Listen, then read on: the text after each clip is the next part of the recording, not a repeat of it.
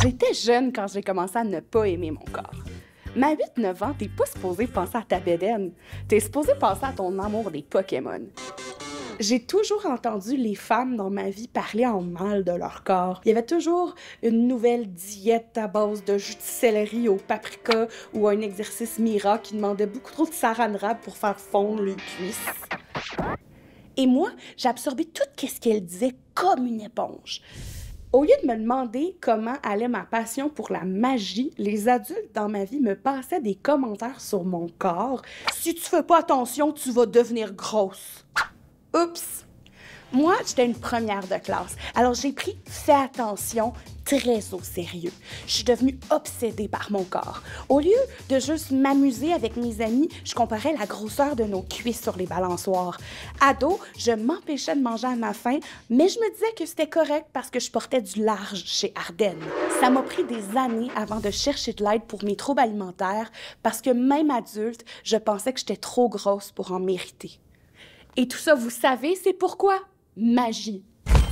La société.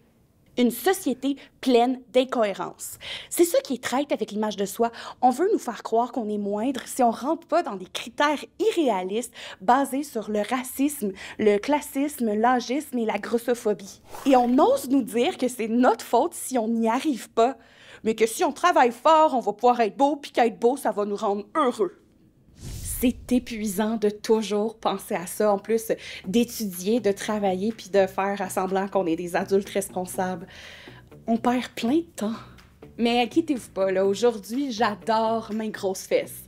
Elles vont très bien avec ma grosse personnalité. Là, j'ai parlé de ma grosseur, mais tout le monde peut avoir une mauvaise image de soi, peu importe notre genre, notre identité sexuelle, nos origines, notre âge, notre grandeur ou notre corpulence. Et là, je veux pas avoir l'air de la fille qui blâme tous ses problèmes sur le capitalisme et le patriarcat, mais je suis exactement cette fille-là. Quand je vois des compagnies qui font des campagnes body positive vendre des produits de perte de poids, je me dis que c'est normal qu'on ait de la misère à suivre. Je suis dans une période de ma vie où je peux sincèrement dire que je me trouve belle. La majorité du temps. Et c'est génial de se trouver beau, mais c'est vraiment pas ça qui compte. On n'est pas juste des enveloppes ou des coquilles, on est ce qu'il y a dedans. Quand on se concentre juste sur notre apparence, on oublie d'apprécier nos qualités et d'accepter nos défauts.